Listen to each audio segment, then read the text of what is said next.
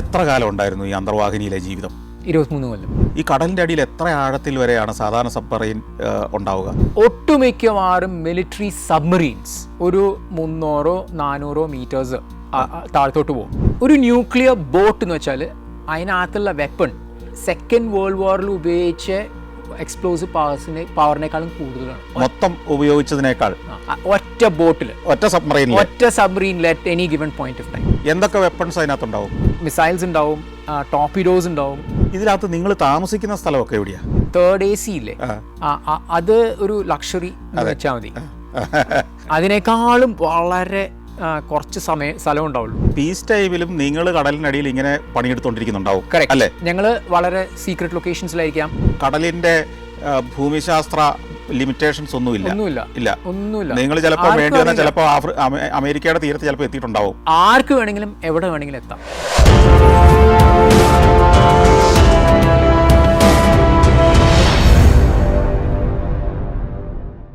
അന്തർവാഹിനികൾ നമുക്ക് വലിയ പരിചയമില്ലാത്തൊരു വാഹനമാണ്. അന്തർവാഹിനിക്കുള്ളിൽ എന്ത് നടക്കുന്നു, യുദ്ധമുള്ളപ്പോഴും ഇല്ലാത്തപ്പോഴും അതിൻ്റെ ഉള്ളിലെ പ്രവർത്തനങ്ങൾ എന്തൊക്കെയാണ്, അതിനുള്ളിലെ ജീവിതം എങ്ങനെയാണ്, അത് കമാൻഡർ രാജേഷ് രാംകുമാർ നമ്മോട് വിവരിക്കുകയായിരുന്നു. നമുക്ക് ആ കഥകൾ തുടർന്ന് കേൾക്കാം. ഒരു യുദ്ധക്കപ്പൽ പാകിസ്ഥാൻ തീരത്ത് പോയാൽ അത് ആൾക്കാരറിയും, വാർത്തയാകും, നിങ്ങൾ അവിടെ എത്തിയെന്നറിയും, അത് ചിലപ്പം ബന്ധങ്ങൾ മോശമാക്കും. പക്ഷേ ഈ സബ്മറൈൻ ചിലപ്പോൾ അകലെയുള്ളൊരു രാജ്യത്തിൻ്റെ തീരത്തോ അടുത്തോ പോലും പോയിട്ടുണ്ടാവാം എന്നാണോ? എല്ലാ രാജ്യത്തെ സബ്മറീൻസും അതിങ്ങനെയൊക്കെ ചെയ്യും. ഇങ്ങനെ പോകുന്ന വഴിക്ക് ശത്രുരാജ്യങ്ങളിലെ ഇവരുടെ സബ്മറൈൻസ് അടുത്തൂടെ പോകുന്ന വിവരമൊക്കെ നിങ്ങൾക്ക് കിട്ടില്ലേ? ഇല്ല, കാരണം നമ്മളെപ്പോലെ അവരും വളരെ വളരെ സീക്രട്ട് ഒരു പ്രൊഫൈലായിരിക്കും അവരും മെയിൻറ്റെയിൻ ചെയ്യും. അപ്പോൾ പിന്നെ അവരടുത്തൂടെ പോകുന്ന അറിയാൻ പറ്റുന്ന സംവിധാനം നമുക്കില്ലെങ്കിൽ പിന്നെ അതുകൊണ്ട് എന്താ പ്രയോജനം? അപ്പോൾ ശരിക്കും ഒരു സബ്മറീനിന് ഏറ്റവും വലിയ ഒരു ആപത്ത് മറ്റേ സബ്മറീനിൽ നിന്നാണ്. അപ്പോൾ കാരണം രണ്ടുപേരും വളരെ സ്റ്റെൽതി ആയിരിക്കും, രണ്ടുപേരെയും പ്രൊഫൈൽ ഭയങ്കര സീക്രട്ട് ആയിരിക്കും. പല സമയത്തും കോൾഡ് വാർ ടൈമിൽ പല അമേരിക്കൻ സബ്മറീൻസും റഷ്യൻ സബ്മറീൻസും എന്താ നമ്മൾ അത്ര അടുത്ത് വരെ വന്നിട്ടുണ്ട്. നമ്മൾ പാകിസ്ഥാൻ്റെ അടുത്ത് അങ്ങനെ പോയിട്ട് എത്തിയിട്ടുണ്ടോ? എനിക്കറിയില്ല. അറിയെങ്കിലും പറയില്ല. എനിക്കറിയില്ല. ഓക്കെ, കാണാം അല്ലേ, സംഭവിച്ചിട്ടുണ്ടാവാം. ഉണ്ടാവാതിരിക്കാം. ഞാൻ ഇങ്ങനെ ചോദിച്ചു കഴിഞ്ഞാൽ I can neither confirm or deny എന്നല്ല പറയാ. സമ്മതിക്കാനും സമ്മതിക്കാതിരിക്കാനും പറ്റില്ല. അപ്പം ഉണ്ടാവാതിരിക്കാം. പക്ഷേ കോൾഡ് വാർ ടൈമിലൊക്കെ വളരെ കോമൺ ആണ് അങ്ങനെ ചില മൈനർ കൊലീഷൻസ് ഉണ്ടായിട്ടുണ്ട്. വലിയ വലിയ സബ്മറീൻസ് ആയിട്ട് അവർ അറിഞ്ഞിട്ട് പോലും ഇല്ല മറ്റേ സബ്മറീൻ അടുത്തുണ്ടെന്ന്. ചില സിനിമകളിലൊക്കെ ഞാൻ ഈ സബ്മറൈൻ്റെ ഇത് കണ്ടിട്ടുള്ളത്. ഈ ചില പ്രതിസന്ധി ഉണ്ടായപ്പോൾ അവർ പുറത്തേക്കുള്ള ലൈറ്റൊക്കെ ഇട്ടിട്ടുള്ളതും ഒക്കെ ചില ദൃശ്യങ്ങൾ കണ്ടിട്ടുണ്ട്. അങ്ങനെ എന്തെങ്കിലും തരത്തിലുള്ളൊരു വിഷൻ നമുക്ക് കുറച്ചെങ്കിലും കിട്ടുമോ ഇതിന്? ഇല്ല, അത് ആവശ്യമില്ല. കാരണം അത് എത്ര ലൈറ്റ് ഉണ്ടെങ്കിലും ഒരു ഫ്യൂ മീറ്റേഴ്സിന് മുകളിൽ കാണാനും പറ്റില്ല. പക്ഷേ ഈ ലൈറ്റ് ഉണ്ടെങ്കിൽ പോലും ഇതിന് വിൻഡോസ് എന്ന് പറഞ്ഞൊരു സാധനം ഉണ്ടോ? ഇല്ല. പിന്നെ ലൈറ്റിന്റെ ആവശ്യമില്ല. ഇത് റിസർച്ച് സബ്മേഴ്സിബിൾ അല്ല, ഇതൊരു മിലിറ്ററി സബ്മേഴ്സിബിൾ. ഞങ്ങളുടെ സോണാറാണ് ഇതിന്റെ കണ്ണും കാതും. അതിന്റെ പ്രോസസ്സിങ് അത്രയ്ക്ക് നല്ല പ്രോസസ്സിംഗ് ആണ്. ഞങ്ങൾക്ക് പല കമ്പ്യൂട്ടർ സിസ്റ്റംസും ഉണ്ടായി. പഴയ പോലെ ഈ പെരിസ്കോപ്പ് തിരിക്കുക അതൊന്നും ആവശ്യമില്ല അപ്പോൾ, കാരണം അതൊക്കെ മോണിറ്ററിൽ വരും. പക്ഷേ എനി വിച്ച് വേ ഏറ്റവും സോഫിസ്റ്റിക്കേറ്റഡ് സബ്മറീൻസിലും ഒരു പെരിസ്കോപ്പ് പഴയ പോലെ ഇരിക്കും. അത് അങ്ങനെ തന്നെ ഉണ്ടാവും. അതിൻ്റെ മറ്റേ പെരിസ്കോപ്പ് അറ്റ്ലീസ്റ്റ് 2 പെരിസ്കോപ്സ് ഉണ്ടാവും. മറ്റേ പെരിസ്കോപ്പ് ഫുള്ളി മോസ്റ്റ് മോഡേൺ ആയിരിക്കും. കറക്റ്റ്. അതിനകത്ത് പലതും ഉണ്ട്. അതിനകത്ത് GPS ഉണ്ടാവും, അതിനകത്ത് ഇലക്ട്രോണിക് സിഗ്നൽസ് പിടിച്ചെടുക്കാനുള്ള സാധനം ഉണ്ടാവും, അതിനകത്ത് തേർമൽ ഇമേജറി ഉണ്ടാവാം, ലോ ലൈറ്റ്. പിന്നെ അതിനകത്ത് നോർമൽ ഓപ്റ്റിക്സ് ഉണ്ടാവാം, അതിനകത്ത് റേഡിയോ കമ്മ്യൂണിക്കേഷൻ ഡിവൈസസ് ഉണ്ടാവാം. അപ്പോൾ അതായത് ഈ സബ്മറൈൻ്റെ പുറം ലോകമായിട്ടുള്ള ഏക ബന്ധം ഇതാണെന്ന് വേണേൽ പറയാം ഒരു തരത്തിൽ. കറക്റ്റ്. അത് മാത്രമല്ല അതിനകത്ത് കുറേ ആന്റിന ഉണ്ടാവും. ആ ആന്റിനയൊക്കെ വേറെ വേറെ വേറെ യൂസുകൾക്കാണ് ഉപയോഗിക്കുന്നത്. ഇത് സാറ്റലൈറ്റുമായിട്ട് ബന്ധപ്പെടാനുള്ള ഫെസിലിറ്റി ഉണ്ടാവും. എല്ലാ സബ്മറീൻസിലും ഉണ്ട്. ഇപ്പോൾ നിങ്ങൾക്ക് ദൈനംദിന ആവശ്യമുള്ള വെള്ളം ഈ കടലിൽ നിന്ന് എടുത്ത് റീസൈക്കിൾ ചെയ്തെടുക്കുന്ന റിവേഴ്സ് ഓസ്മോസിസ് പ്ലാന്റ് ഉണ്ടാവാം, അല്ലെങ്കിൽ ഹൈഡ്രോളിസിസ് ഉണ്ടാവാം. അല്ലെങ്കിൽ ന്യൂക്ലിയർ ബോട്ട്സിലൊക്കെ നമുക്ക് സ്പ്ലിറ്റ് ചെയ്യാം, കാരണം അത്രയ്ക്ക് പവർ ഉണ്ടല്ലോ. അപ്പോൾ വെർച്വലി അൺലിമിറ്റഡ് ഇതാണ്. ന്യൂക്ലിയർ ബോട്ട് ഹാർബറിലേക്ക് തിരിച്ചു വരുന്നത് തന്നെ ഫുഡ് കഴിയുമ്പോഴാണ്. ഈ ഡീസൽ ബോട്ടുകൾ അല്ലെങ്കിൽ ഡീസൽ സബ്മറൈൻസിൽ സാധാരണ താങ്കളൊക്കെ വർക്ക് ചെയ്തിരുന്നതിൽ എത്ര കാലത്തേക്കുള്ള ഫുഡ് അതിനകത്ത് സ്റ്റോർ ചെയ്യുക? ഒരു 2 മാസം. പക്ഷെ ഞങ്ങൾ ഇപ്പോൾ ഒരു 10 ദിവസത്തേക്ക് സെയിൽ ചെയ്യുകയാണെങ്കിലും ഞങ്ങൾ കൊണ്ടുപോകുന്നത് മേ ബി 20 ദിവസത്തേക്ക് ഫുഡ് ആയിരിക്കും. അപ്പോൾ അങ്ങനെയാണ് ഞങ്ങൾ സ്റ്റോർഷിപ്പ് ചെയ്യുക, സ്റ്റോറിങ് ഷിപ്പ് എന്നാണ് പറയുന്നത്. അപ്പോൾ അങ്ങനെയാണ് അതിനെ അത് തന്നെ ഒരു ആർട്ട് ആൻഡ് സയൻസ് ആണ്. എവിടെയൊക്കെ ഫുഡ് വെക്കണം, എങ്ങനെ വെക്കണം, ഇല്ല, അതിന് വളരെ കെയർഫുൾ ആയിട്ടാണ് ചെയ്യുക. കാരണം അത് റിട്രീവ് ചെയ്യുമ്പോൾ കറക്റ്റ് ആയിട്ട് ആ ഓർഡറിൽ വരണം. ഫ്രീസേഴ്സ് ഉണ്ട്, ഫ്രിഡ്ജസ് ഉണ്ട്, എന്ത് പറഞ്ഞാലും വളരെ കെയർഫുൾ ആയിരിക്കണം. കാരണം വലിയ ലോങ് സെയിലിംഗിൽ പോകുമ്പോൾ എന്തെങ്കിലും കേടായി കഴിഞ്ഞാൽ തിരിച്ചു വരാൻ പറ്റില്ല. ഇത് തീരെ തടുപ്പിച്ചിട്ട് ഇതിലേക്ക് ഡയറക്റ്റ് ലോഡ് ചെയ്യുകയാണോ ചെയ്യുന്നത്, അതോ മറ്റു ബോട്ടുകളിൽ ഈ പറഞ്ഞ സർഫസിലൂടെ ഓടുന്ന ബോട്ടുകളിലോ വാഹനങ്ങളിലോ കൊണ്ടുവന്നിട്ട് ഇതിലേക്ക് ലോഡ് ചെയ്യാം? രണ്ടും ചെയ്യാം. അപ്പോൾ അതിൻ്റെ മുകൾ ഭാഗം തുറക്കുന്ന ഭാഗം പൊങ്ങി വരും, മുകളിലായിരിക്കും, സർഫസിലായിരിക്കും അല്ലേ? സാധാരണ ഒരു സബ്മറീൻ കടലിൽ പോയി കഴിഞ്ഞാൽ അങ്ങനെ റിവീൽ ചെയ്യില്ല. അത് ആ സോർട്ടി കഴിഞ്ഞിട്ട് തിരിച്ചു വരുമ്പോഴാണ് പിന്നെ അല്ല ഈ തിരിച്ചു വന്നു കഴിഞ്ഞാണെങ്കിലും സ്റ്റോർ ചെയ്യുന്നത് അല്ലെങ്കിൽ സ്റ്റോക്ക് ചെയ്യുന്നത് തീരത്ത് പോർട്ടിലേക്ക് അടുപ്പിച്ചിട്ട് സർഫസ്ഡ് ആയിരിക്കും. ഓക്കെ. ഈ ഇതിനകത്തെ ഒരു ഫുഡിൻ്റെ മെനു എങ്ങനെയാണ്? സാധാരണ കരയ്ക്കുള്ള അതേ ഭക്ഷണമൊക്കെ തന്നെ കിട്ടുമോ, അതോ നിങ്ങൾ ഈ എഫിഷ്യൻസി കൂട്ടാൻ വേണ്ടിയിട്ടുള്ള മറ്റേതെങ്കിലും തരത്തിലുള്ള ഫുഡ്? സാധാരണ കഴിക്കുന്നതെല്ലാം കഴിക്കാം. ഈ ചെറിയ ബോട്ട്സിലൊന്നും ഈ ഡൈവ് സമയത്ത് ഫ്രൈ ചെയ്യാറില്ല, കാരണം ഫ്യൂംസ് അകത്ത് വരും. പക്ഷെ ന്യൂക്ലിയർ ബോട്ട്സിലൊന്നും അങ്ങനെ ഒരു പ്രശ്നമല്ല. ആക്ച്വലി ന്യൂക്ലിയർ ബോട്ട്സിന്റെ ഫുഡ് പല നേവീസിലും ഏറ്റവും നല്ല ഫുഡ് സബ്മറീൻസിലായിരിക്കും.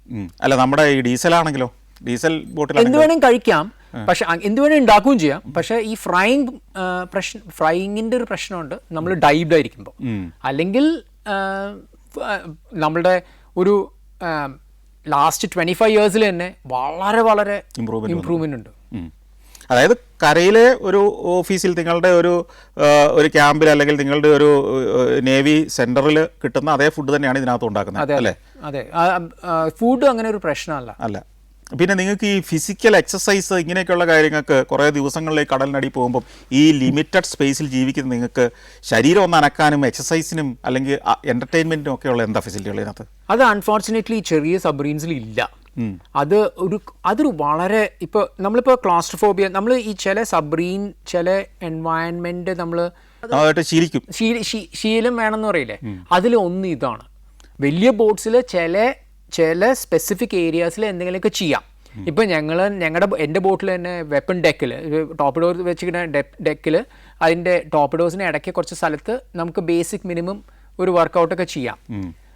ഞാൻ ക്യാപ്റ്റനായിരുന്ന സമയത്ത് എൻ്റെ ചെറിയ റൂമിനകത്ത് ഒരു വളരെ കുറച്ച് സ്പേസിൽ ഞാൻ വർക്കൗട്ട്. ചെറിയ റൂം എത്ര ഉണ്ടാവും? ഇത്ര ഉണ്ടാവുള്ളൂ. ഞാൻ ഇതിനകത്ത് ഞാൻ കംപ്ലീറ്റ് ഒരു മേക്ക് ഷിപ്പ് ജിമ്മൊക്കെ ഉണ്ടാക്കിയിട്ടുണ്ടായിരുന്നു. കാരണം ലോങ് സെയിലിങ്ങിന്റെ സമയത്തൊക്കെ, കാരണം അത് വളരെ ഇമ്പോർട്ടൻ്റ് ആണല്ലോ.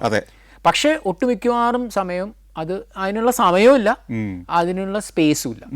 വലിയ ന്യൂക്ലിയർ ബോട്ട്സിൽ കുറച്ചും കൂടെ എക്സ്ട്രാ സ്പേസ് ഉണ്ടാവാം. റഷ്യയിലൊക്കെ വേൾഡിലെ ഏറ്റവും വലിയ സബ്മറീനൊക്കെ ഉള്ള സ്ഥലത്ത് അവർക്ക് ജിം ഉണ്ടാവാം, ജിം ഫെസിലിറ്റീസ് ഉണ്ട്. നിങ്ങളെ ട്രെയിനീസ് ആയിട്ട് വരുന്നവരൊക്കെ ഈ പറഞ്ഞ ഈ ക്ലോസ്ട്രോഫോബിയ അല്ലെങ്കിൽ ഈ പറഞ്ഞ ഇടുങ്ങിയ സ്ഥലത്ത് ജീവിക്കുന്നത് കുറച്ച് കഴിഞ്ഞ് മാനസിക പ്രശ്നങ്ങളിലേക്കൊക്കെ പോയ ആളുകളെയും കണ്ടിട്ടുണ്ടാവില്ല അതിനകത്ത്? ശരിക്കും ഇല്ല. ഞാൻ ഒരിക്കലും ഒരു സബ്മറീനർ അങ്ങനെ ഒരു മാൽ അഡ്ജസ്റ്റ്മെന്റ് എന്നുവെച്ചാൽ, കാരണം എന്താ വെച്ചാൽ ഒന്ന് ഫസ്റ്റ് ഓഫ് ഓൾ അവർ വോളണ്ടിയർ ചെയ്യുന്നതിന് മുമ്പ് അവർ എന്തായാലും ഒരു സബ്മറീനിൽ സെയിൽ ചെയ്തിരിക്കും. അതിന് മുമ്പ് ഒന്ന് ചെക്ക് ചെയ്യാൻ എന്താണ് പറ്റുമോന്ന് അറിയാൻ. പിന്നെ ഇത് സബ്മറീൻ ലൈഫ് ഇങ്ങനെ ഓരോ സ്റ്റേജ് ആയിട്ട് പോകുമ്പോൾ നമുക്ക് അറിയാം ആരാണ് അഡ്ജസ്റ്റ് ചെയ്യാൻ പറ്റുക, ആരാ അഡ്ജസ്റ്റ് ചെയ്യാൻ പറ്റാതെ വരിക. അപ്പം തന്നെ നമുക്ക് വീഡ് ഓഫ് ചെയ്യാം. അപ്പം ഞാൻ എൻ്റെ കംപ്ലീറ്റ് കരിയറിനകത്ത് ഞാൻ ഒരിക്കലും ഒരു സബ്മറീനർ ഒരു പ്രശ്നം ഉണ്ടായിട്ട് ഞാൻ കണ്ടിട്ടില്ല. ഫിസിക്കൽ ഇഷ്യൂസ് ഉണ്ടാവാം, ചിലപ്പോൾ ചെവിയുടെ പ്രശ്നമോ എന്തെങ്കിലും കണ്ണിൻ്റെ പ്രശ്നമോ അങ്ങനെയൊക്കെ ഉണ്ടാവാം. പക്ഷെ അത് ഒരു മെൻ്റൽ ഇഷ്യൂ അല്ല. പക്ഷെ നമുക്ക് എന്ത് പറഞ്ഞാലും ചിലവർക്ക് കംപ്ലീറ്റ് അഡ്ജസ്റ്റ്മെൻ്റ് ആയിരിക്കും. അവർക്ക് എത്ര വേണം സെയിൽ ചെയ്യാം, അവർക്ക് എന്തും എത്ര ക്ലോസ്ട്രോഫോബിക് ഒരു സിറ്റുവേഷനിലാണെങ്കിലും അവരനങ്ങില്ല. അങ്ങനത്തെ ആൾക്കാരാണ് ശരിക്കുള്ള ട്രൂ സബ്മാരിനേഴ്സ്. ഇതിനകത്ത് ഈ പറഞ്ഞ രോഗമല്ലാതെ ഇപ്പോൾ ദീർഘമായ കടലിനടിയിലുള്ള ഈ സെയിലിനിടയ്ക്ക് മറ്റ് ആരോഗ്യ പ്രശ്നങ്ങൾ വന്നാൽ എങ്ങനെയാണ് നിങ്ങൾ ഇത് തിരിച്ച് ഒരാളെ കൊണ്ടുവരേണ്ടി വരുന്നൊക്കെ സാഹചര്യം വരുമോ, അതോ അവിടെ തന്നെ ട്രീറ്റ് ചെയ്യാനുള്ള മിനിമം ഫെസിലിറ്റികളൊക്കെ ആയിട്ടാണോ പോകുന്നത്? ഞങ്ങളിപ്പോൾ ലോങ് സെയിലിങ്സ് വളരെ ദൂരം കൂടിയ ഡിസ്റ്റൻസസിലാണ് പോകണമെന്ന് വെച്ചാൽ ഒരു ഡോക്ടർ ഉണ്ടാവാം, പക്ഷെ ആ ഡോക്ടറിന് ഒരു പരിധിയിലേ ചെയ്യാൻ പറ്റുള്ളൂ. ആൻഡ് പല സമയത്തും ഞങ്ങളുടെ പ്രൊഫൈൽ ഞാൻ എന്തിനാ പോണേന്നനുസരിച്ച് ചിലപ്പോൾ തിരിച്ചു വരാൻ പറ്റില്ല. അതൊരു ഭയങ്കര റിസ്ക് ആണ്. പിന്നെ തിരിച്ചു വരാൻ തുടങ്ങിയാലും ഞങ്ങൾ ചിലപ്പോൾ ഒരു 10 ദിവസം എടുക്കും ഒരു ലൊക്കേഷനിലെത്താൻ. അവിടെ നിന്നാണ് ചിലപ്പോൾ ഒരു ഹെലികോപ്റ്റർ വന്ന് എടുത്തു കൊണ്ടുപോവാം. കാരണം ഇത് എല്ലാ തീർത്തും എടുക്കാനും പറ്റില്ലല്ലോ, രഹസ്യമായതുകൊണ്ട്. പല സമയത്തും നമ്മളിപ്പോൾ ചില ഒരു എക്സസൈസിൻ്റെ സമയത്തോ നമുക്ക് പൊങ്ങി വരാൻ പറ്റില്ല, അല്ലെങ്കിൽ ഒരു പെട്രോളിൻ്റെ സമയത്ത് നമുക്ക് പൊങ്ങി വരാൻ പറ്റില്ല. അപ്പോൾ ഇത് ഒരു ഭയങ്കര റിസ്ക് ആണ്. ഇപ്പോൾ ചോദിച്ചു കഴിഞ്ഞാൽ അങ്ങനെ ഉണ്ടാവാറുണ്ടോ? ഉണ്ടാവാം. അപ്പോൾ ഉണ്ടായിട്ടുണ്ട്. അപ്പോൾ ഞങ്ങളൊരിക്കൽ സെയിൽ ചെയ്ത് തരുമ്പോൾ ഒരു യങ് ഒരു ഓഫീസറിൻ്റെ ഷോൾഡർ ഡിസ്ലൊക്കേറ്റ് ചെയ്തു. അപ്പോൾ ആ സെയിലിങ്ങിൽ ഞങ്ങൾക്ക് ഡോക്ടർ ഉണ്ടായിരുന്നില്ല. അപ്പോൾ ഒരു കുറച്ച് പാനിക്കി സിറ്റുവേഷനാണ്. ഭയങ്കര പെയിൻഫുൾ അല്ലേ? ഭയങ്കര പെയിൻഫുൾ ആണ്. പിന്നെ ഇവനെ എങ്ങനെ മാനേജ് ചെയ്യേണ്ടതെന്ന് നമുക്കറിയില്ലല്ലോ.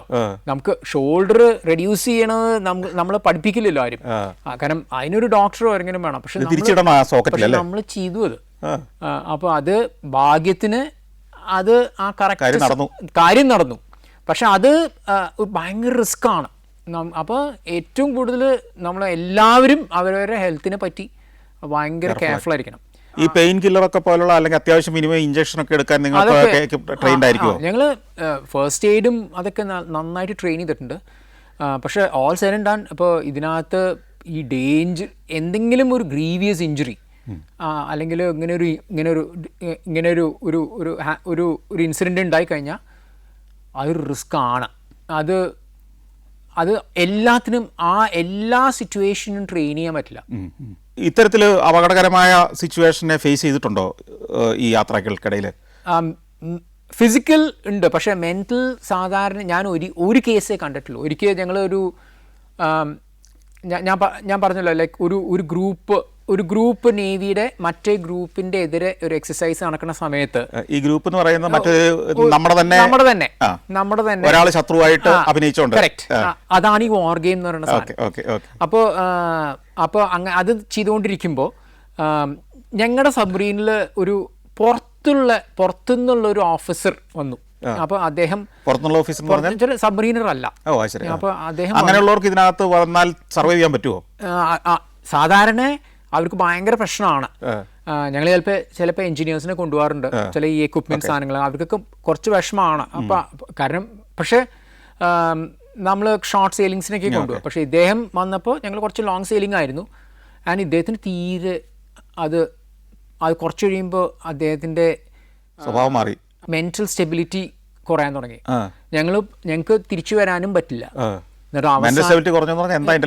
ഹാലൂസിനേഷൻസ്, അത് ഭയങ്കര ഡേഞ്ചറസ് ആണ്. കാരണം പറഞ്ഞാൽ പുള്ളി ഒരു ചിത്തഭ്രമത്തിന്റെ ഒരു സൂചനയൊക്കെ കാണിച്ചു തുടങ്ങി. ഇൻകോഹറന്റ് ആയിട്ട് സംസാരിക്കുക, പിന്നെ സമയം എന്താന്ന് മനസ്സിലാവുന്നില്ല, പിന്നെ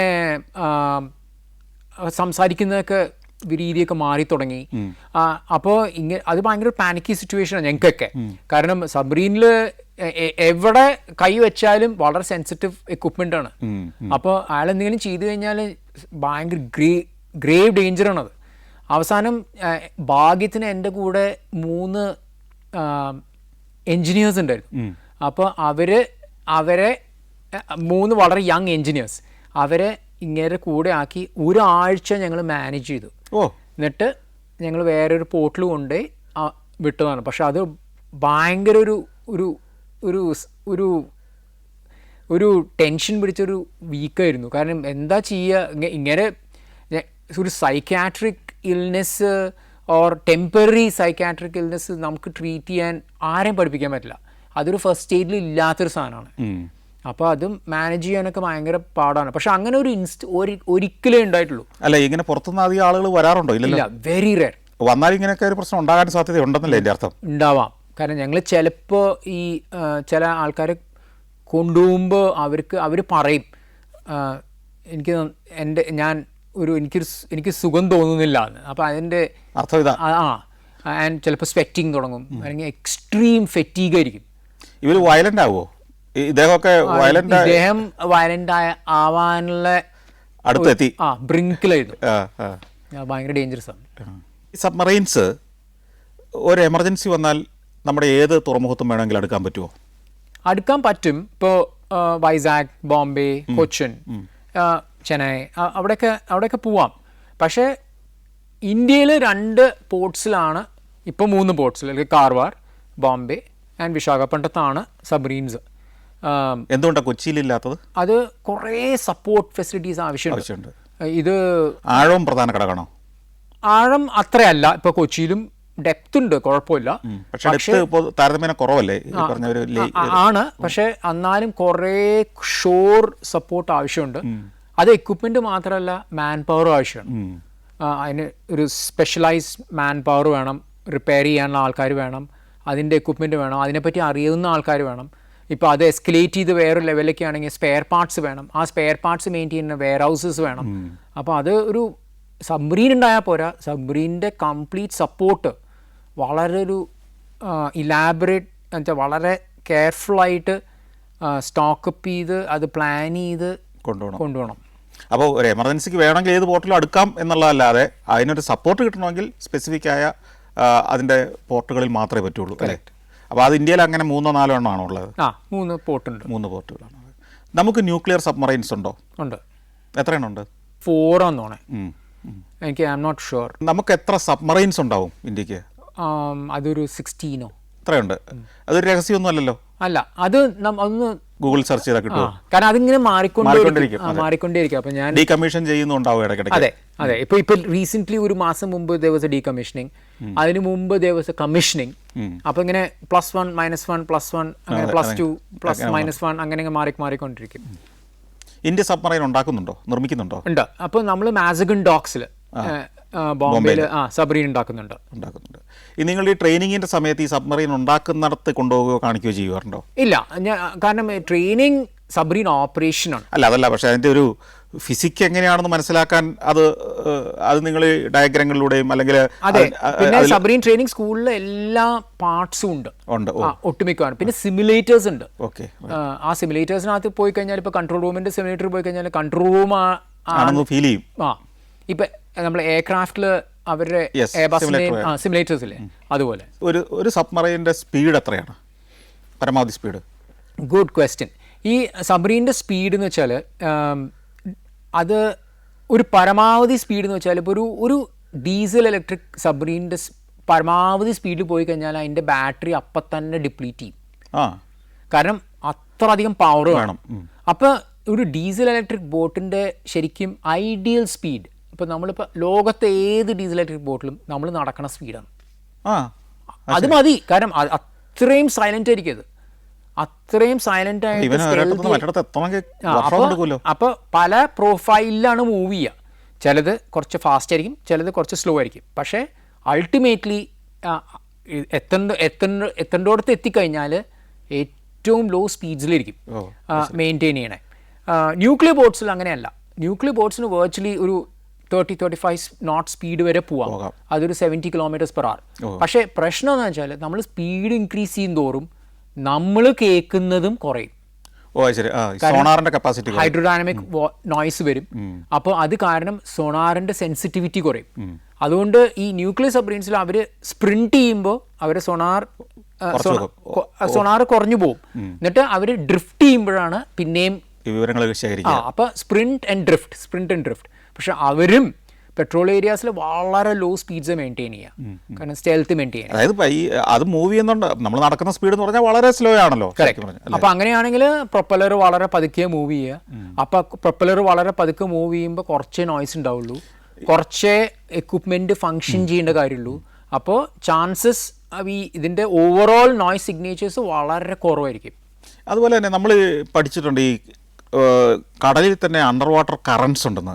അത് ഇതിനെ മൂവ് ചെയ്യാൻ എന്തെങ്കിലും തരത്തിൽ സഹായിക്കുമോ? അത് നല്ലൊരു ക്വസ്റ്റ്യൻ ആണ്. ചില ഏരിയാസിൽ പവർഫുൾ അണ്ടർ വാട്ടർ കറൻസ് ഉണ്ടാവും. ഏറ്റവും രസം എന്താ വെച്ചാൽ മുകളിലുള്ള കറണ്ടിന്റെ എക്സാക്ട് ഓപ്പോസിറ്റ് ആയിരിക്കും താഴെ. വായുവിന്റെ കാര്യം പറഞ്ഞ പോലെ തന്നെ. അപ്പോൾ നമ്മൾ ചിലപ്പോൾ ഇപ്പോൾ എസ്പെഷ്യലി നിങ്ങൾ സഞ്ചരിച്ചിട്ടുണ്ടല്ലോ അവിടെയൊക്കെ, നോർവേയിലൊക്കെ നോർവീജിയൻ ഫ്യോർഡ്സിൽ സബ്മറീൻ ഡൈവ് ചെയ്യാം. ഞാൻ ഒരിക്കൽ അവിടെ പോയപ്പോൾ ഞങ്ങളൊരു ഭയങ്കര ബാഡ് വെതറിൽ ട്രോംസോട് നോർത്തിൽ, അപ്പോൾ ഞങ്ങൾ പൈലറ്റ് വന്നില്ല, പൈലറ്റിന് വരാൻ പറ്റിയില്ല, ഒരു സ്റ്റോം ആയിരുന്നു. അപ്പോൾ അവിടെ എത്തിയപ്പോൾ നോർവീജിയൻ നേവി പറഞ്ഞു, captain can you come dive ചെയ്തിട്ട് വരുമെന്ന്. അപ്പൊ എൻ്റെ മറി ഡൈവിങ് അല്ലായിരുന്നു, എൻ്റെ മറി താഴെ പോയി കഴിഞ്ഞാൽ എന്താ കറണ്ട് എന്ന് എനിക്കറിയില്ല, കാരണം it can be diametrically opposite. അപ്പൊ ഫ്യോർഡിനടുത്ത് കൂടെ പോകുമ്പോൾ വളരെ പവർഫുൾ കറണ്ട്സ് ആയിരിക്കും. അതുപോലെ ഓപ്പൺ ഓഷനിലും ഇപ്പോൾ നമ്മളിപ്പോ ചില കോണ്ടിനെന്റൽ ഷെൽഫ് ഏരിയാസ് അവിടെയൊക്കെ നല്ല കറണ്ട്സ് ഉണ്ടാവും. അത് ഇതിനേക്കാൾ സ്പീഡിലായിരിക്കുമല്ലോ, പറയേണ്ട സാധാരണ യാത്രയുടെ സ്പീഡിനേക്കാൾ സ്പീഡിലല്ലേ ഇത് പോവുക? ഇങ്ങനെ പറയാം, ചില നല്ല ഒരു സബ്സ്റ്റാൻഷ്യൽ ഒരു സെറ്റ് ഒരു ഡ്രിഫ്റ്റ് ഉണ്ടാവാൻ ചാൻസ് ഉണ്ട്. അപ്പൊ അതിനെ നിങ്ങൾ ഉപയോഗിക്കാറുണ്ടോ ഈ മൂവ്മെന്റ്, ഈ യാത്രയ്ക്ക്? ഉപയോഗിക്കാറുണ്ടോന്ന് ചോദിച്ചാൽ ഇപ്പൊ ജെറ്റ് സ്ട്രീം പോലെയല്ല. ഇപ്പൊ എയർക്രാഫ്റ്റ് ജെറ്റ് സ്ട്രീം അവര് ഹെഡ് വിൻഡ് ടെയിൽ വിൻഡ് എന്ന് പറയില്ലേ, പക്ഷെ അത്ര സബ്സ്റ്റാൻഷ്യൽ അല്ല. പക്ഷെ എന്നാലും വളരെ കെയർഫുൾ ആയിട്ട് ഇത് അസസ് ചെയ്ത് അത് നോട്ട് ചെയ്യേണ്ട കാര്യമാണ്. നിങ്ങൾ ഈ സബ്മറൈനേഴ്സായിട്ട് ട്രെയിൻഡ് ആവുമ്പോൾ ഈ ജിയോഗ്രഫി നിങ്ങളുടെ പാഠഭാഗത്തിന്റെ ഒരു പ്രധാന ഭാഗമല്ലേ? അപ്പൊ ഞങ്ങൾക്ക് ഈ ചാർട്ട് റീഡിങ്, നോട്ടിക്കൽ ചാർട്ട്സ് ഉണ്ട്. ആ ചാർട്ട്സ് എങ്ങനെയാ റീഡ് ചെയ്യണ്ടേ, എങ്ങനെയാ അത് ഉപയോഗിക്കുന്നത്, അതുപോലെ കടലിലെ ആഴം അല്ലെങ്കിൽ അതിന്റെ കറൻസ് ഇതെല്ലാം, അല്ലെങ്കിൽ വിൻഡ്, ഇതിന്റെ മൂവ്മെന്റ്സ്, ഇതെല്ലാം പഠിക്കേണ്ടതല്ലേ? അത് ഒരു ജനറൽ നാവിഗേഷന്റെ പാർട്ടാണ്. പിന്നെ ഞങ്ങൾക്ക് ഇനേർഷ്യൽ നാവിഗേഷൻ സിസ്റ്റംസ് ഉണ്ട്. അപ്പോൾ പല പല നാവിഗേഷൻ എക്യുപ്മെന്റ് ഉണ്ട്. അപ്പോൾ ഇത് ഇങ്ങനെ ലെയർ ആയിട്ടാണ്. 2 കൊല്ലം നന്നായിട്ട് പഠിക്കാനുള്ളതുണ്ട്. ഇതൊരു നല്ലൊരു ക്വസ്റ്റ്യൻ. ക്യാപ്റ്റൻ ഒഴിച്ച് എല്ലാവരും നെക്സ്റ്റ് എക്സാമിന് വേണ്ടിയിട്ട് അവര് പ്രിപ്പയർ ചെയ്യുക. അതായത് ഈ ജോലിക്കിടയ്ക്ക് പ്രിപ്പറേഷൻ നടക്കുന്നുണ്ട് കണ്ടിന്യൂസ് ആയിട്ട്, എല്ലാവരും ഓൺ ബോർഡ് പഠിച്ചുകൊണ്ടിരിക്കുക. അത് ശരി.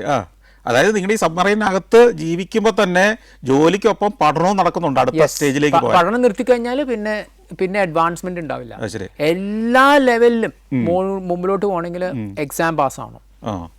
അപ്പൊ അത് ഈ കടലിനടി വെച്ചും ഈ പണി നടക്കുന്നുണ്ട്. എല്ലാവരും പ്രിപ്പയർ ചെയ്യുന്നുണ്ടാവും നെക്സ്റ്റ് ലെവലിലേക്ക്. അപ്പൊ ഇതൊന്നും സാധാരണ നമ്മൾ ഈ കരയിൽ ജീവിക്കുന്ന മനുഷ്യർക്ക് വലിയ നിശ്ചയമില്ല. ഇത് ഒരിക്കൽ ജോലി കിട്ടിക്കഴിഞ്ഞാൽ പിന്നെ അതിനകത്ത് ശമ്പളം മേടിച്ചോണ്ടിരുന്നാൽ മതി എന്നുള്ള ധാരണയുണ്ട് ഒത്തിരി പേർക്ക്. ഇല്ല, കണ്ടിന്യൂസ് ആയിട്ട് പ്രിപ്പയർ ചെയ്യണം. അത് തിയറിറ്റിക്കൽ മാത്രമല്ല, പ്രാക്ടിക്കലും കുറേ ഉണ്ട്. ഇപ്പോൾ സബ്മറീൻ ക്യാപ്റ്റൻ ആണെങ്കിൽ വലിയൊരു തിയറിറ്റിക്കൽ ഫേസ് ഉണ്ട്, അത് കഴിഞ്ഞാൽ പ്രാക്ടിക്കൽ ഫേസ് ഉണ്ട്, ആ പ്രാക്ടിക്കൽ ഫേസ് കഴിഞ്ഞ ഒരു ഇന്റർവ്യൂ ഫേസ് ഉണ്ട്. എന്നാലേ ഫസ്റ്റ് കമാൻഡ് ഹാൻഡ് ഓവർ ചെയ്യുള്ളൂ. ഇപ്പോൾ 60-63 ആളുകളുള്ള ഒരു സബ്മറൈനെ ലീഡ് ചെയ്ത കഥ പറഞ്ഞു, അതിനെക്കുറിച്ചാണ് പറഞ്ഞത്. ഇതിനകത്ത് ഈ 60 പേരും എന്തൊക്കെ വിഭാഗത്തിൽപ്പെട്ടവരായിരിക്കും, അതോ അവർ എല്ലാ പണിയും ചെയ്യുന്ന ഒരു വിഭാഗം ആളുകളാണോ? നല്ല ക്വസ്റ്റ്യൻ. ഈ 63 പേരെ എടുത്തു കഴിഞ്ഞാൽ അതിനകത്ത് ബ്രോഡ്ലി ഒരു ക്ലാസിഫിക്കേഷൻ ഉണ്ട്, ഓഫീസേഴ്സ് ആൻഡ് നോൺ ഓഫീസേഴ്സ്.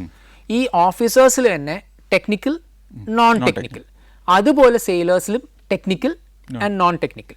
ഇപ്പോൾ ടെക്നിക്കൽ ആണെങ്കിൽ പലതും, ഇലക്ട്രോണിക്സ് ഉണ്ടാവാം, കമ്മ്യൂണിക്കേഷൻസ് ഉണ്ടാവാം, നാവ് എക്വിപ്മെൻറ്റ് ഉണ്ടാവാം, എൻജിൻ ഉണ്ടാവാം, മോട്ടോർ ഇലക്ട്രിക്കൽ ഉണ്ടാവാം, പലതും ഉണ്ട്.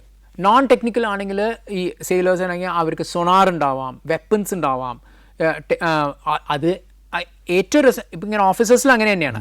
പക്ഷേ ഏറ്റവും രസം എന്ന് വെച്ചാൽ സബ്മറീൻ വളരെ ടെക്നിക്കലായിട്ടുള്ളൊരു പ്ലാറ്റ്ഫോം ആയ കാരണം എല്ലാവരും ക്രോസ് ട്രെയിനിങ്.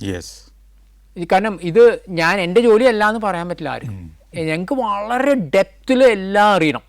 ഇപ്പോൾ എൻജിൻ്റെ ഒരു ടർബോ സൂപ്പർ ചാർജറിൻ്റെ മുകളിൽ ഒരു ചെറിയൊരു ഒരു ഡിഫക്റ്റ് കണ്ടു കഴിഞ്ഞാൽ ഒരു നോൺ ടെക്നിക്കൽ ഓഫീസറും ആ ഡിസ്കഷൻസിൽ പാർട്ടിസിപ്പേറ്റ് ചെയ്യും. അപ്പോൾ ശരിക്കും വളരെ ഗുഡ് അവെയർനെസ് ആയിരിക്കും അങ്ങോട്ടും ഇങ്ങോട്ടും. അപ്പോൾ ഇപ്പോൾ നമ്മുടെ കമാൻഡ് പോസ്റ്റിൽ ഓർ കൺട്രോൾ സെൻറ്ററിൽ ഒരു ടെക്നിക്കൽ ഓഫീസർ ഉണ്ടാവും, ഒരു നോൺ ടെക്നിക്കൽ ഓഫീസർ ഉണ്ടാവും. അപ്പോൾ ഈ നോൺ ടെക്നിക്കൽ ഓഫീസറാണ് ഓഫീസർ ഓഫ് ദ ഡെക്ക് എന്ന് പറയുന്നത്. അപ്പോൾ ഈ രണ്ടുപേരും ഡിസ്കസ് ചെയ്തിട്ടാണ് സബ്മറീൻ ആ സമയത്തേക്ക് നടക്കുന്നത്. അപ്പോൾ അങ്ങോട്ടും ഇങ്ങോട്ടും വളരെ ഏറ്റവും ബെസ്റ്റ് ടീം വർക്കാണ് ഓൺ ബോർഡ്. ആ ടീം വർക്ക് എങ്ങനെ ഉണ്ടാവുക വെച്ചാൽ ഞങ്ങൾക്ക് അങ്ങോട്ടും ഇങ്ങോട്ടുള്ള എല്ലാവരുടെയും ജോലി എല്ലാവർക്കും അറിയാം. അപ്പോൾ അത് വളരെ ഇമ്പോർട്ടൻ്റ് ആണ്. ഇങ്ങനെ ഒരു ടീം, ഈ 61 പേരുടെ ഒരു ടീം, ഈ ഒറ്റ ടീമായിട്ട് എത്ര കാലം വരെ പോകാം? അല്ലെങ്കിൽ ഇടയ്ക്കിടയ്ക്ക് ആളുകൾ വരികയും പോവുകയും ചെയ്തുകൊണ്ടിരിക്കുകയാണോ? എപ്പോഴും ആൾക്കാർ വന്നുകൊണ്ടും പോയിക്കൊണ്ടേയിരിക്കും. ഈ ടീമിൻ്റെ എഫക്റ്റീവ്നെസ് മെയിൻറ്റെയിൻ ചെയ്യാനാണ് ഇതിൻ്റെ ക്രക്സ്. ആൾക്കാർ വന്നാലും ആൾക്കാർ പോയാലും ഇതിൻ്റെ കൾച്ചറില്ലേ, ഇതിൻ്റെ എഫിഷ്യൻസി, ഇതിൻ്റെ എഫക്റ്റീവ്നെസ്, കോമ്പാറ്റ് ഡിപ്ലോയബിലിറ്റി എന്ന് പറയും. ചില ഒരു വെപ്പൺ പ്ലാറ്റ്ഫോം ഡിപ്ലോയ് ചെയ്യണമല്ലോ ഒരു കടലിലേക്ക്, അതിൻ്റെ എഫിഷ്യൻസി മെയിൻറ്റെയിൻ ചെയ്യുന്നത് കണ്ടിന്യൂസ് ആയിട്ട് വർക്ക് ചെയ്യണം. അത് ഞാൻ ചോദിക്കുന്നത്, അങ്ങനെ നിലനിർത്തണമെങ്കിൽ ആളുകളെ ഫ്രീക്വൻ്റ് ആയിട്ട് മാറ്റാതിരിക്കുന്നല്ലേ നല്ലത്? എപ്പോഴും മാറ്റില്ല, പക്ഷെ എപ്പോഴും ആൾക്കാർ വന്നുകൊണ്ടും പോയിക്കൊണ്ടിരിക്കും. അത് നേവിയുടെയും എല്ലാ നേവീസിലും, കാരണം പല കാര്യങ്ങൾക്ക് അവരുടെ വ്യക്തിപരമായ സാധനങ്ങൾ, അവർക്കും പ്രൊഫഷണൽ കാര്യങ്ങൾക്ക് അവർക്ക് ചിലപ്പോൾ എക്സാം ഉണ്ടാവും, അല്ലെങ്കിൽ അവർ വല്ല കോഴ്സിനും പോകുന്നുണ്ടാവും. എന്നാലും ഒരു സബ്മറീനകത്ത് വരുന്ന ഒരു സ്റ്റാഫ് അതിനകത്ത് തന്നെ എത്ര കാലം വരെ ജോലി ചെയ്യാം? പറയാൻ പറ്റില്ല. അത് ഒരു മേ ബി 1 year, 1.5 years. ഈ ക്യാപ്റ്റനും ഈ പറഞ്ഞ പോലെ തന്നെ ഫ്രീക്വൻ്റ് ആയിട്ട് മാറുമോ? അത് ഒരു പറയാൻ പറ്റില്ല. അത് ചിലപ്പോൾ ഒരു ആവറേജ് അബൌട്ട് 1.5 years, 2 years. അത് കഴിഞ്ഞ് പോകുന്ന മറ്റൊരു സബ്മറീനിലേക്കായിരിക്കില്ലേ? അല്ല, വേണമെന്നില്ല. ചിലപ്പോൾ ഷിപ്പിലേക്ക് പോവാം, അല്ലെങ്കിൽ ഷോർ അപ്പോയിൻമെന്റിലേക്ക് പോവാം. അത് ഡിപ്പെൻസ്, അത് എങ്ങനെയാണെന്ന് വെച്ചാൽ. താങ്കൾ എത്ര കാലം കണ്ടിന്യൂസ് ആയിട്ട് സബ്മറീനകത്ത് മാത്രമായിട്ട് പ്രവർത്തിച്ചിട്ടുണ്ട്? ഞാൻ എൻ്റെ കംപ്ലീറ്റ് കരിയർ സബ്മറീൻസിലായിരുന്നു. ആണല്ലേ? അപ്പോൾ അങ്ങനെ പോകുന്നവരുണ്ടല്ലോ, അതായത് ഒരു 23-24 കൊല്ലമൊക്കെ സബ്മറീനിൽ തന്നെ പല റാങ്കുകളിൽ കറക്റ്റ് പ്രവർത്തിക്കുന്ന ധാരാളം ആളുകളുണ്ട്. ഉണ്ടാവാം. ചിലവർക്ക് ചില ടെക്നിക്കൽ ഓഫീസേഴ്സിന് ഒരു ബ്രേക്ക് കിട്ടും, അല്ലെ ചില നോൺ ടെക്നിക്കൽ ഓഫീസേഴ്സിന് ചില ബ്രേക്ക് കിട്ടും. എനിക്കൊരു ചെറിയൊരു ബ്രേക്ക് ഉണ്ടായിരുന്നു. ഞാൻ എൻ്റെ സ്പെഷ്യലൈസേഷൻ ചെയ്യുന്ന സമയത്ത് എൻ്റെ ഡിഫൻസ് സർവീസ് സ്റ്റാഫ് കോളേജ്, അത് പോസ്റ്റ് ഗ്രാജുവേഷൻ ചെയ്യുന്ന സമയത്ത് ഒരു 1 year ബ്രേക്ക് ഒക്കെ ഉണ്ടാവും. പക്ഷേ തിരികെ സബ്മറീനിൽ തന്നെ. വിദേശത്ത് പരിശീലനത്തിന് നിങ്ങൾ വിടാറുണ്ടോ? വിടാറുണ്ട്. ഞാൻ എൻ്റെ കരിയറിൽ ഞാൻ ഫോറിൻ ലൊക്കേഷൻസിൽ പോയതൊക്കെ സബ്മറീൻ അകത്ത് തന്നെ. സബ്മറീനകത്ത് തന്നെയാണ്. അപ്പം അതിൻ്റെ കര കണ്ടോ? പിന്നെ പുറത്തിറങ്ങും. ഞങ്ങൾ എല്ലായിടത്തും സെയിൽ ചെയ്തിട്ടുണ്ട്. അല്ല, ഞാൻ ചോദിക്കുന്നത്, ഈ സബ്മറീനിൽ പോയിട്ട് തീരത്തടുത്ത് കരയിലേക്ക് പരിശീലനമൊക്കെ ഉണ്ടാവും? അതെ, ഞാൻ കുറെ ലൊക്കേഷൻസിൽ പോയിട്ടുണ്ട്. അപ്പോൾ Arctic ocean to south China sea എല്ലായിടത്തും പോയിട്ടുണ്ട്. അതും അടിക്കൂടെ അല്ലേ? അടിക്കൂടെ, മോളിക്കൂടെ എല്ലാം പോയിട്ടുണ്ട്. ഓക്കെ. നിങ്ങളുടെ തലയ്ക്ക് മുകളിൽ കൂടെ അല്ലെങ്കിൽ നിങ്ങളുടെ തൊട്ട് മുകളിൽ കൂടെ മറ്റ് കപ്പലുകൾ കടന്നു പോകുന്ന ഒത്തിരി അനുഭവങ്ങൾ ഉണ്ടാവില്ലേ? ഏറ്റവും ഇമ്പോർട്ടന്റ് അതിന്റെ വെർട്ടിക്കൽ ഡിസ്റ്റൻസ് അത് മെയിൻറ്റെയിൻ ചെയ്യണം, അല്ലെങ്കിൽ ഒരു കൊളീഷൻ ഉണ്ടാവും. കാരണം വലിയ ഷിപ്സിനൊക്കെ 10-30 മീറ്റർ ഒക്കെയാണ് അതിന്റെ താഴെ. സബ്മറീൻ മുകളിൽ വരുമ്പോൾ കുറേ ഡോൾഫിൻസ് കൂടെ വരാറുണ്ട്. അവരുടെ ഇതില് വലിയൊരു റൗണ്ട് ഒരു സാധനമാണ്. ഒരു എമർജൻസി സിറ്റുവേഷനിൽ ഇതിനകത്ത് നിങ്ങൾ എങ്ങനെ എസ്കേപ്പ് ചെയ്യും? ഇതിന്റെ ഡേഞ്ചർ ഭയങ്കരമാണ്. അപ്പൊ എന്തെങ്കിലും പറ്റിക്കഴിഞ്ഞാൽ വളരെ ഹൈ ചാൻസ് ഇതിനകത്ത് എസ്കേപ്പ് ചെയ്യാൻ പറ്റില്ല. ചിലപ്പോൾ ഒരു ആക്സിഡൻ്റ് ഒക്കെ കഴിഞ്ഞ് കംപ്ലീറ്റ് ഡാർക്ക്നെസ് ആയിരിക്കും. അപ്പോൾ ഇതിനകത്ത് പലരും ഇഞ്ചേർഡ് ആയിരിക്കാം, പലരും അതിനകത്ത് ഓൾറെഡി ഡ്രൗണ്ട് ആയിരിക്കാം. സബ്മറീൻ്റെ ലൊക്കേഷൻ അവർ വേഗം കണ്ടുപിടിച്ചെങ്കിലും അവർക്ക് ഹാച്ചും തുറക്കാൻ പറ്റിയില്ല. അവർ നോർവീജിയൻ ഡൈവേഴ്സ് വന്നിട്ടാണ് അത് തുറന്നത്. അപ്പോഴേക്കും ആ ലാസ്റ്റ് കമ്പാർട്ട്മെൻറ്റിൽ നിന്ന് അവർക്ക് കുറച്ച് ബോഡീസ് റിക്കവർ ചെയ്യാൻ പറ്റി. ഭയങ്കര റഫ് സീസ് ആകുമ്പോൾ ഈവൻ ഒരു 100 മീറ്റർ താഴെ പോയാലും ഒരു റോളുണ്ടാവും. അപ്പോൾ ഈ 100 മീറ്റർ താഴെ വരെ ഈ പറഞ്ഞ ക്ഷോഭം, കടൽക്ഷോഭം എന്ന് പറഞ്ഞത് എഫക്റ്റ് ചെയ്യാൻ ചാൻസ് ഉണ്ട്. ഇപ്പോൾ ഞാൻ ക്യാപ്റ്റൻ ആണെങ്കിൽ എനിക്കൊരു മെസ്സേജ് കിട്ടി, എൻ്റെ സബ്മറീനിൽ ഒരു ഓഫീസറോ സെയിലറിൻ്റെയോ ആരോ മരിച്ചുപോയോ എന്തെങ്കിലും. അങ്ങനെയാണെങ്കിൽ കുറച്ച് ക്രൂവലാണെങ്കിലും ചിലപ്പോൾ പറയാൻ പറ്റില്ല.